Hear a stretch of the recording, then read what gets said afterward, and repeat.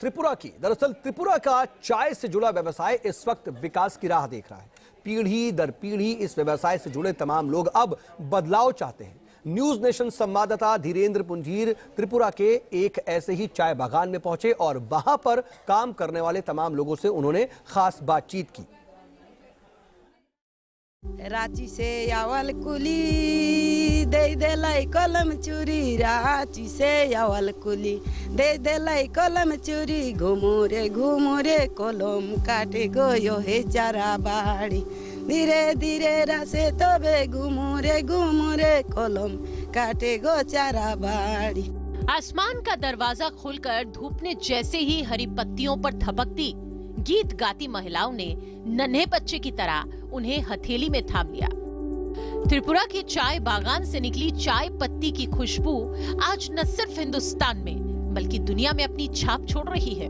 जैसे देश दुनिया में सुबह का रिश्ता चाय से जुड़ जाता है, उसी तरह चाय बागानों का रिश्ता जुड़ता है उसकी महिला मजदूरों से।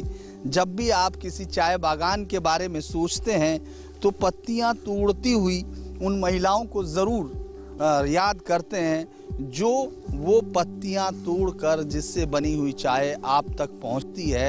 ऐसे ही हम त्रिपुरा के एक चाय बागान में हैं। त्रिपुरा में 1916 से चाय बागान लगने शुरू हुए थे और अब करीब 10 लाख किलो चाय का उत्पादन हर साल होता है। त्रिपुरा में कुल मिलाकर 58 चाय बागान हैं, जिनमें से 42 निजी हाथों में हैं। त्रिपुरा में चाय उद्योग अभी बढ़ रहा है, यानी आगे बढ़ता हुआ उद्योग है, जिससे ये राज्य अपने लिए नई मुद्रा अर्जित करना चाहता है। यूं तो इस राज्य में 58 के करीब इस समय चाय बागान हैं, लेकिन उनकी संख्या बढ़ाने की बात है। सरकार अभी यहाँ 90 लाख किलोग्राम चाय का उत्पादन अभी होता है, लेकिन 1916 में यहाँ जब सबसे पहला चाय बागान लगाया गया उस वक्त ये माना गया, क्योंकि उसके बाद इस देश की जो भौगोलिक स्थिति है उसमें कई बार बदलाव आए, तो यहाँ जिस तरह से चाय उद्योग बढ़ना चाहिए था उस तरह बढ़ नहीं पाया। त्रिपुरा की चाय बागान से निकली पत्ती की महक कड़ी मेहनत के बाद तैयार होती है। चाय बागान का कारोबार इन दिनों मुश्किल दौर से गुजर रहा है।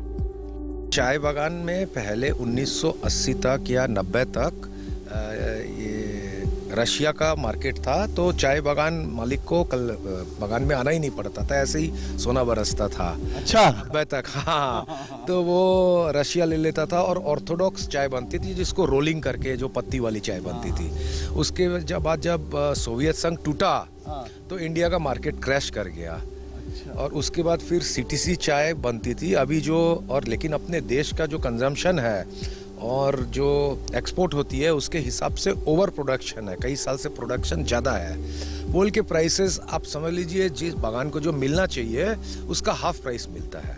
अच्छा, ये प्रॉब्लम। पैकेट में आप देखिए, पैकेट में 550-600 रुपये से नीचे चाय है, 500 से 600 रुपये से नीचे चाय नहीं है। वही चाय बागान वाला ऑक्शन में बेचने को बाध्य हो जाता है 200, 250, 150। अब ये प्रॉफिट कहाँ जा रहा है? तो ये जो मल्टीनेशनल कंपनियां हैं, बड़ी कंपनियां हैं,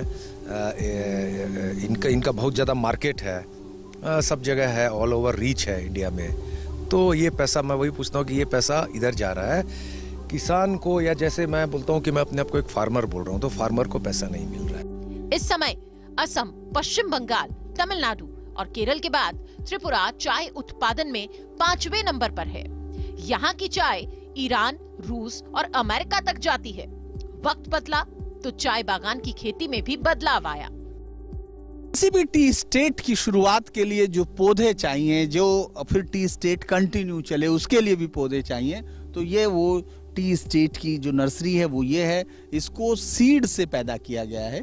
ये जो सीड से डायरेक्ट सीड यहाँ लगाया गया, जो 10 महीने बाद पेड़ से नीचे गिरता है, उसको यहाँ लाकर बो दिया जाता है और उसके बाद ये प्लांट उससे उगते हैं। इसके साथ साथ 2 तरह से तैयार करते हैं। कुछ पुराना जो तरीका था वो कलम से भी था, लेकिन बदलाव आता है और हमेशा नई तकनीक का इस्तेमाल करके, नई रिसर्च का इस्तेमाल किया जाता है। तो अब ये फिर वापस इस बात पर माना गया कि सीड से जो प्लांट पैदा होगा उस पर ड्रोट का इफेक्ट इफेक्ट कम होगा, यानी वो मजबूत होगा। अलग अलग तरीके से कैसे होते हैं, क्योंकि आपने देखा इसी फार्म हाउस में आप देखेंगे कि एक तरफ तो ये पूरे हरे तरफ दिख रहे हैं, पूरा हरियाली आपको दिख रही है, दूसरी तरफ हम आपको दिखाएंगे जहाँ पत्ते भी नहीं हैं। आखिर तमाम लोग जानना चाहेंगे कि ये कैसे हैं। तो राजीव जी, ये किस तरह आप ये कौन सा हरियाली क्यों है इस पर?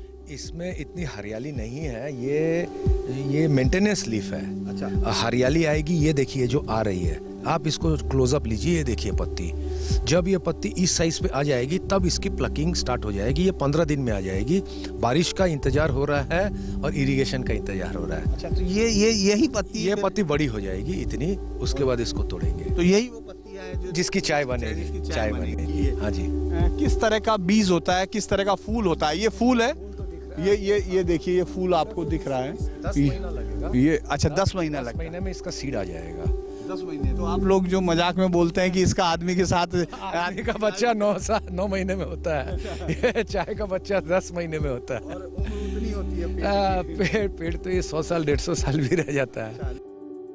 राज्य में 3 दशकों की अशांति के चलते यहाँ का चाय उद्योग तबाही की कगार पर पहुंच गया था, लेकिन शांति बहाली के साथ इस उद्योग ने भी रफ्तार पकड़ी। त्रिपुरा की बीजेपी सरकार ने चाय बागान और इससे जुड़े लोगों के लिए कई कदम उठाए, लेकिन चाय व्यवसाय से जुड़े लोग और बदलाव की मांग कर रहे हैं। रायमोनी जी, कहाँ से आपका परिवार कहाँ से रहता था पहले झारखंड में था, तो झारखंड से हमारा दादा दीदी को ले आया त्रिपुरा में। गाछी लाने से रुपया आएगा, तो हम लोग तो त्रिपुरा में जन्म हुआ। तो त्रिपुरा में देखा हम लोग छोटे छोटे चारा गाछ मिलता है, वो से नया चारा लगाने पड़ेगा, थोड़ा से योलांग पुलिंग चलेगा, तो फिर बाद में वो नया लाठी दे के नाप से हम पत्ता आएंगे, तो पत्ता तोड़ के ले जाएंगे फैक्ट्री में।